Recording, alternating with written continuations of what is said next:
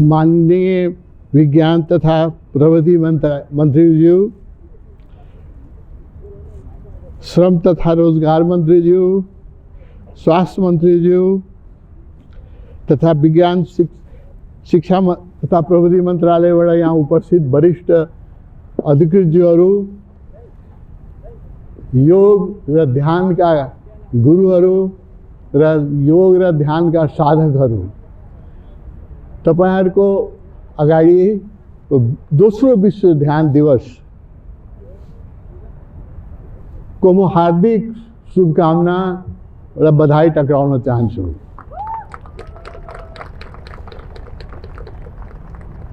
जुन माटोबाट ध्यानको जन्म भयो आजभन्दा 15,000 वर्ष पूर्व शिवले नि पहिलो ध्यानको गुरु हुनुहुन्छ र उहाँले ध्यानका 112 पद्धतिहरूको सृजना गर्नुभयो, जो विज्ञान भैरव तन्त्र पुस्तकमा अहिले पनि हामीलाई उपलब्ध छ। इतिहास अहिलेसम्मको ज्ञानमा ध्यानको सबभन्दा पहिलो गुरु यही हिमाली क्षेत्रमा साधना गर्नुभयो, पशुपतिनाथमा पनि साधना गर्नुभयो र उहाँले नि ध्यानको प्रारम्भिक प्रथम पुस्तक उहाँको उपलब्ध छ, जसमा ध्यानका 112 विधिहरू छ, जो अहिले पनि सबभन्दा प्रमाणिक पुस्तक मानिन्छ ध्यानका। त्यसपछि ध्यानको जगतमा पातञ्जलिजीले ठुलो योगदान दिनुभयो, गोरखनाथजीले ठुलो योगदान दिनुभयो र अहिलेको युगमा आएर ध्यानलाई वैज्ञानिक स्वरूप दिने र ध्यानलाई समसामयिक बनाउने गुरु हुनुहुन्छ ओशो, जसले ध्यानका शिवपछि शिवले 112 ध्यानका पद्धति निकाल्नुभयो, त्यसपछि ओशोले अहिलेको युगलाई सुहाउने 600 ध्यानका पद्धतिहरू निकाल्नु भएको छ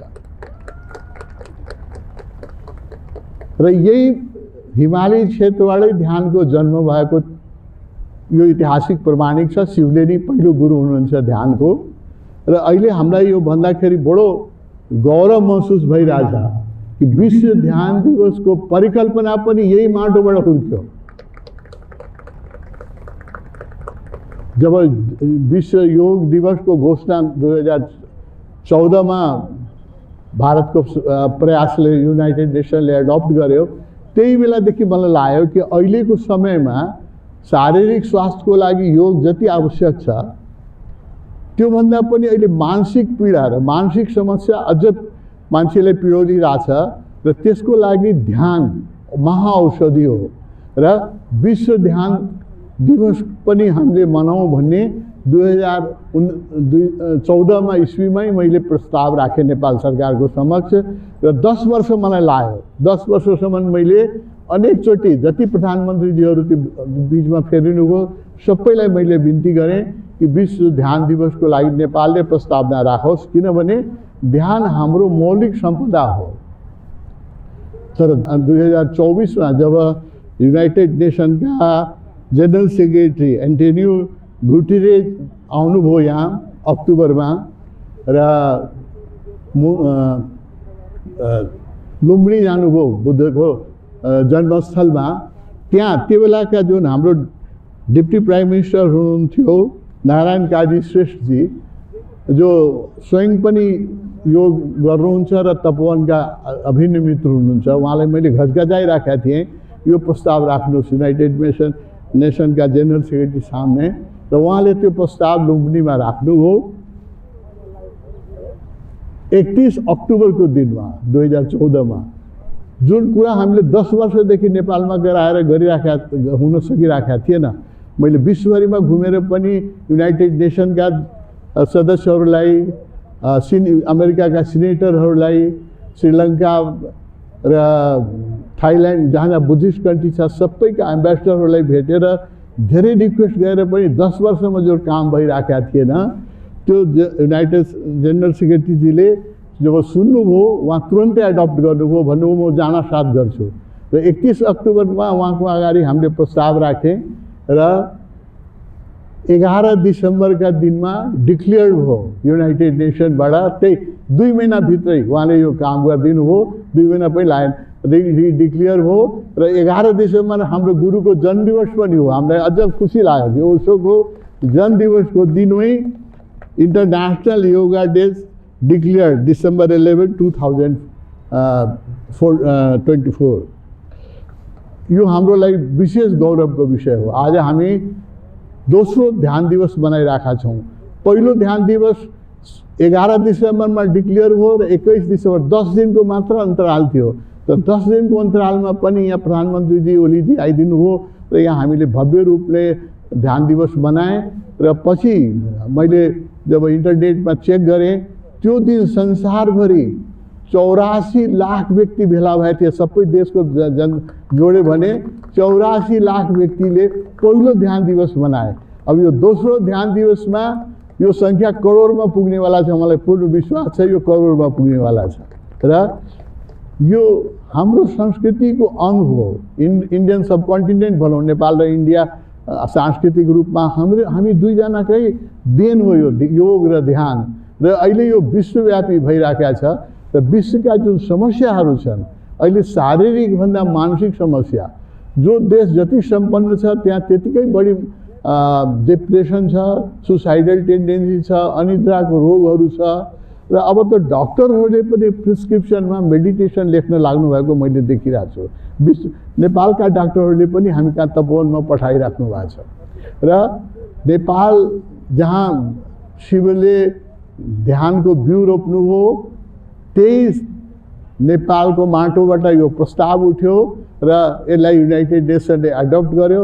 यसले गर्दाखेरि हामी नेपालीहरूको शिर ठाडो भएको छ र अब जहाँ जहाँ जसरी योग दिवस जहाँ जहाँ मनाइन्छ त्यहाँ इन्डियन एम्बेसडर र आदरणीय अतिथि बन्नुहुन्छ, किनभने योगा डेको प्रस्ताव इन्डियाले राखेको हो।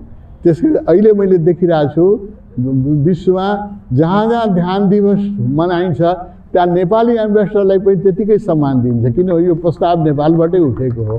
त्यस कारण हाम्रो लागि एउटा बडो सम्मानजनक उपलब्धि हो यसलाई। अब मित्र, ध्यान किन आवश्यक छ यो मैले बताइराख्नु पर्दैन। अहिले जुन डिप्रेसन संसारभरि फैलिरहेको छ,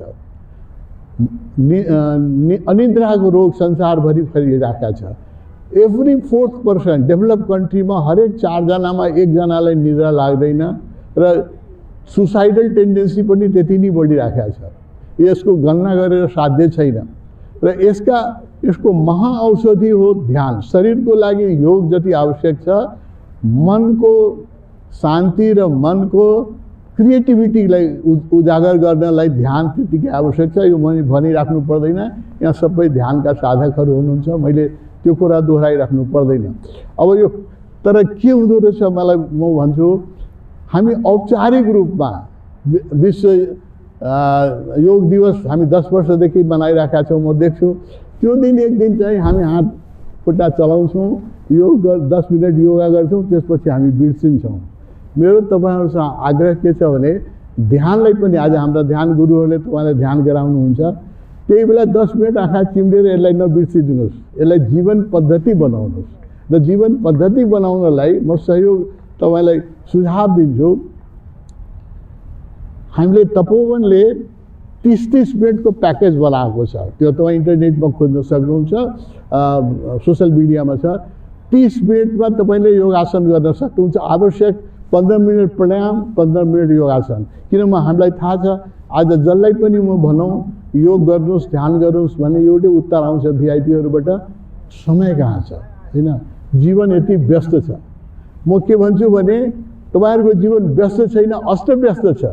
जसको जीवन व्यस्त छ उसलाई सबै कुराको लागि टाइम हुन्छ।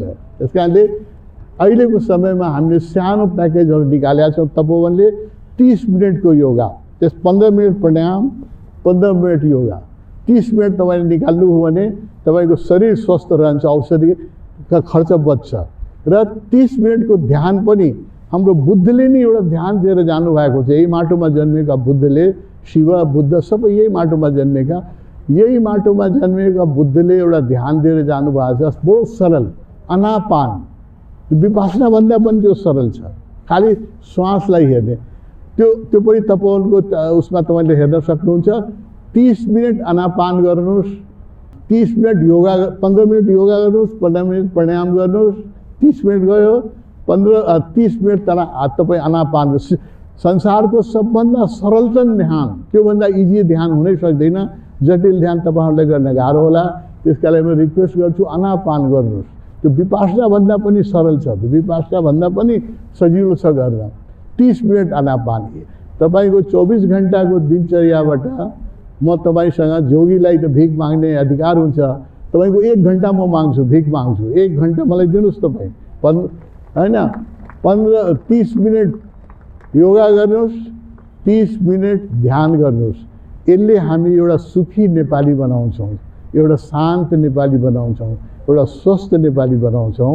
र हाम्रो योग र ध्यानको मेरो उद्देश्य के छ भने हामी सबै यहाँ जो गुरुहरू आउनुभएको छ, हाम्रो उद्देश्य के छ भने नेपाललाई हामीले जसरी योगको क्यापिटल ऋषिकेश बन्यो, प्रत्येक वर्ष ऋषिकेशमा 10औं लाख व्यक्ति योग सिक्न आउँछन्।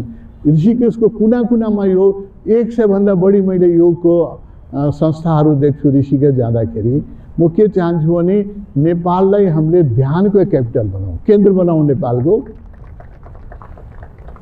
यो कठिन कुरा छैन, खालि सङ्कल्प गरे पुग्छ। हाम्रो सम्पत्ति हो, यसको लागि हामीलाई विदेशी सहायता चाहिँदैन, खालि हाम्रो सङ्कल्प चाहिन्छ र हाम्रो चाहिँ जाँगर चाहिन्छ। अहिले नेपालमा ओशोको 90वटा सेन्टर सक्रिय छ, जहाँ ध्यानहरू भइरहेको हुन्छ प्रत्येक दिन बिहान बेलुका। र हाम्रो 6वटा कम्युनहरू छ जसमा 300, 200, 300 मान्छे बस्न सक्छन्। लुम्बिनी, पोखरा, यसमा हामीले स्पिरिचुअल भिलेज बनाएका छौँ जहाँ 300, 400 मान्छे बस्न सक्छ। अहिले लुम्बिनीमा हामीले नयाँ ध्यान कक्ष बनाएका छौँ जहाँ यतिजना जति बस्नु भएको छ सबै अटाउन सक्नुहुन्छ। 1000 मान्छे अटाउने ध्यान कक्ष हामीले बनाएका छौँ। एकैचोटिमा 1-1.5 हजार मान्छे त्यसमा बसेर ध्यान गर्न सक्छ। अब यसको व्यवस्था नेपालमा भइराखेको छ। पोखरामा पनि हाम्रो जो ध्यान कक्ष छ त्यसमा 500 व्यक्ति बसेर ध्यान गर्न सक्नुहुन्छ। अहिले पनि तपोवनमा 60 एभरेजमा 50 देखि 60 देशका व्यक्तिहरू आएर ध्यान सिकेर ध्यानको प्रशिक्षक बनेर फर्किनुहुन्छ, योग र ध्यानको प्रशिक्षक बनेर। र युरोपका अनेक कन्ट्रीमा तपोवनका शाखाहरू, अमेरिकामा, सेन्डिगोमा, रुसमा, अस्ट्रेलियामा, कनाडामा हाम्रो नेपालीहरूले नै योग र ध्यान सिकाइरहेका छन्। त्यस कारणले यो परमात्माले यो जिम्मेवारी हाम्रै काँधामा राखेका छ। हाम्रो माटीबाट हुर्केको जुन विज्ञान छ, आज हाम्रो नेपालभन्दा पनि यसको आवश्यकता विकसित राष्ट्रमा छ। किनभने मैले देखिराखेको छु जुन राष्ट्रको आर्थिक समृद्धि जति हुन्छ मानसिक सन्ताप त्यतिकै बढ्छ, मानसिक समस्या त्यतिकै बढ्छ। त्यस कारणले युरोप र अमेरिकामा ध्यानको बढी आवश्यकता छ। त्यहाँ पनि हाम्रा नेपालीहरूले नै सेन्टर चलाइराख्नु भएको छ भन्दाखेरि त मलाई गौरव लाग्छ।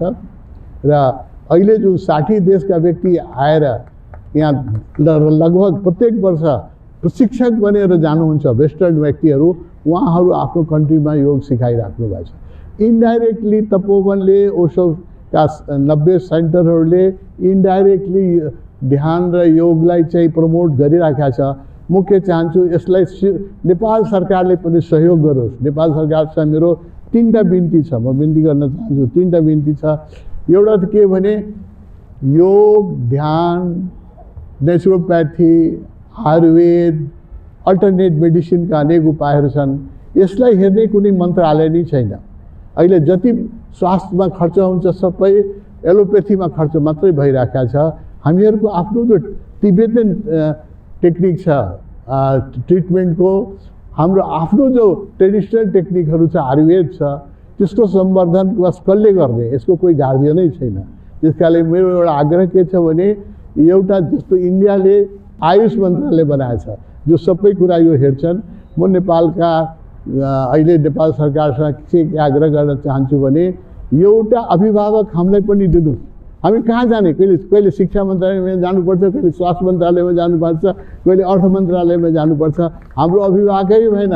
त्यस कारणले योग र ध्यानका साधकहरूको लागि, आयुर्वेदको सम्वर्धनको लागि, अल्टरनेट मेडिसिनको लागि आयुष मन्त्रालय जस्तै एउटा मन्त्रालय खडा गर्नुहोस् जहाँ गएर हामीले आफ्नो गुनासो पोख्न सकौँ र जो हामीलाई सहयोग गरेर हाम्रो कुरा बुझ्न सकन्। यस्तो एउटा मन्त्रालयको स्थापनाको लागि म 2-3 वर्षदेखि एकदमै रिक्वेस्ट गरिराखेको छु।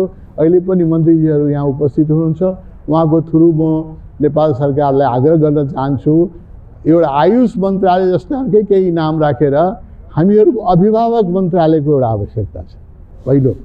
दोस्रो, मेरो हामीहरू जुन संस्था चलाइराख्नु भएको छ यहाँ गुरुहरूले, त्यो मुठी दानबाट चलिराखेको त्यो संस्था, त्यो सबै संस्थाहरू तपाईहरूको नेपालीहरूको सहयोगले चलिराखेको छ, त्यो मुठी दानले चलिराखेको छ।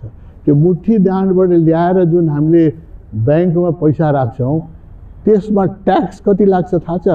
15% ट्याक्स लाग्छ, जबकि सामान्य व्यक्तिको पैसामा 6% ट्याक्स लाग्छ। धार्मिक संस्था व्यक्ति मुठी दानबाट ल्याएको पैसा हो, त्यसलाई ट्याक्स संसारभरिमा त्यसमा धार्मिक संस्थाको पैसामा ट्याक्स लाग्दैन। नेपालमा ट्रिपल ट्याक्स लाग्छ, सामान्य व्यक्तिलाई 5%, हामीलाई 15%। यो म धेरै वर्षदेखि गराइराखेको छु। हामीहरूले मुठी दानले ल्याएर राखेको पैसामा ट्याक्स फ्री गरिदिनुहोस्। म फेरि बिन्ती छ किनभने हामीलाई सरकारी सहयोग मिलेकै छैन। योग र ध्यानलाई अहिलेसम्म एलोप्याथिक सिवाय अरू कुनै विभागमा हाम्रो सरकारी सहयोग एकदम नगण्य छ। योग र ध्यानमा त 0 छ। त्यसकारण हाम्रो आफ्नो मन्त्रालय भयो भने कमसेकम हामी गएर आफ्नो गुनासो त पोख्न सक्छौँ, हाम्रो असुविधाहरू त भन्न सक्छौँ। त्यसकारण एउटा मेरो आग्रह, हाम्रो लागि एउटा मन्त्रालय बनाइदिनुहोस्। हाम्रो जुन ट्याक्स लगाइराख्नु भएको छ तपाईँ 15%, त्यो अत्याचार हो। दुनियाँमा कहीँ पनि धार्मिक संस्थामा ट्याक्स लाग्दैन, नेपालमा मात्रै सामान्य व्यक्तिको पैसामा चाहिँ ब्याजमा 5-6% ब्याज लाग्ने। धार्मिक संस्थाको, योग संस्थाको सेभिङ जो मुठी दान मानेर ल्याएछ त्यसमा 15% ट्याक्स लाग्ने। यो अत्याचार हो, यो अत्याचारको अन्त हुनुपर्छ। तेस्रो मेरो रिक्वेस्ट छ नेपाल सरकारसँग, विश्वका हरेक कन्ट्रीमा म जाँदाखेरि मैले के देखेँ भने एयरपोर्टमा, हरेक एयरपोर्टमा एउटा प्रेयर एन्ड मेडिटेसन रुम छ। अमेरिकादेखि इन्डियासम्म हरेक एयरपोर्टमा एउटा प्रेयर एन्ड मेडिटेसन रुम छ, हैन? अब नेपालमा यसको सम्भावनाको म कुरा गर्छु। अहिले बडो राम्रो जिएनजी विद्रोहपछि के भयो भने हामीले भिआइपी लन्चहरू बन्द गरिदियो। बडो खुसीको कुरा छ, किनभने भिआइपीहरूले पनि दुःख बुझोस् न कि कति भिड लाग्छ त्यहाँ। हाम्रो फ्लाइटहरू 2 घन्टाभन्दा कम लेट कुनै इन्टरनेट फ्लाइट हुँदैन, त्यो एयरपोर्टमा बस्ने ठाउँ हुँदैन, चेयर हुँदैन, अनि त्यति दुःखमा मान्छे बसिराखेको छ। मेरो अनुग्रह के छ भने यो भिआइपी लन्चहरू चाहिँ सबै एयरपोर्टमा मैले देखेँ खाली पडिराखेको छ। अहिले विद्रोहपछि जब भिआइपी लन्च बन्द भयो त्यो खाली पडिराखेको छ। त्यो लन्चहरूलाई prayer and meditation room convert गरिदिनुहोस्, अहिले नै गरिदिनुहोस्। त्यसमा केही पैसा लाग्दैन, त्यो त्यसै खाली छ, त्यसलाई prayer and meditation room convert गरिदिनुहोस्। प्लेनमा चढ्ने मान्छेसँग पैसा हुन्छ, त्यसको इन्ट्रीमा 1-2 रुपियाँ लिनुहोस् न मेन्टेनेन्सको लागि, त्यो पनि उसले दिन्छ। कमसेकम शान्तिसँग बसेर ध्यान त गर्न सक्छ। र त्यो प्रेयर एन्ड मेडिटेसन रुम यदि गभर्मेन्टले डिक्लेयर गर्यो भने त्यसलाई चाहिने साहित्य, ध्यान सम्बन्धी दिने साहित्य हामी तपोवनले प्रोभाइड गर्छ। सबै भिआइपी रुममा हामी प्रोभाइड गरिदिन्छौँ र प्रशिक्षकहरू चाह्यो भने प्रशिक्षण पनि दिन्छौँ। एटलिस्ट अहिले डोमेस्टिक एयरपोर्टमा कस्तो हुन्छ भने फ्लाइटहरू 2 घन्टाभन्दा कम लेट त अहिले नर्मली हुँदैन, 2 घन्टा लेट हुन्छ। बस्ने ठाउँ हुँदैन, भुइँमा बस्नुपर्छ, चेयर हुँदैन।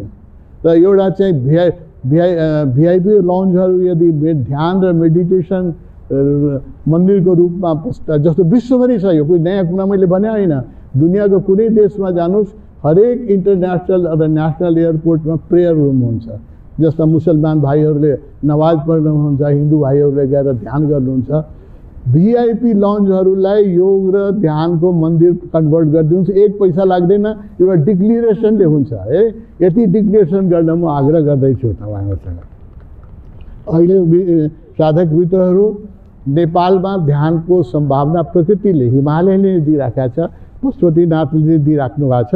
त्यस कारणले यो भूमि नै योग र ध्यानको लागि योभन्दा राम्रो भूमि संसारमै छैन।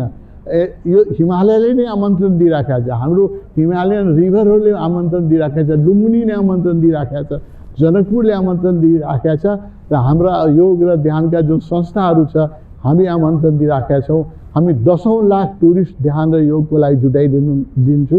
हामीलाई एउटा अभिभावक मन्त्रालय दिनुहोस् र हामीहरूले अलिकति माया गरिदिनुहोस्। नेपाल सरकारसँग यो बिन्ती गर्दै मेरो समय समाप्त भयो। म तपाईँहरूलाई योग दिवस ध्यान दिवसको हार्दिक बधाई दिन्छौँ। यसलाई आज यी ध्यानलाई छोडेर नजानु होला। म मेरो यहाँ उपस्थित सबै गण्यमान व्यक्तिसँग प्रार्थना के छ भने योग र ध्यानलाई आफ्नो जीवन पद्धति बनाउनुहोस्। तपाईँको मेडिकल एक्सपेन्स रोक्छ, तपाईँको अनुहारमा उज्यालोपन आउँछ, तपाईँको शरीर स्वस्थ रहन्छ र मन आनन्दित रहन्छ। भगवान गरून् नेपाल योग र ध्यानको केन्द्र बनोस्। पशुपतिनाथ भगवानसँग मेरो प्रार्थना छ र नेपाल सरकारसँग मेरो बिन्ती छ।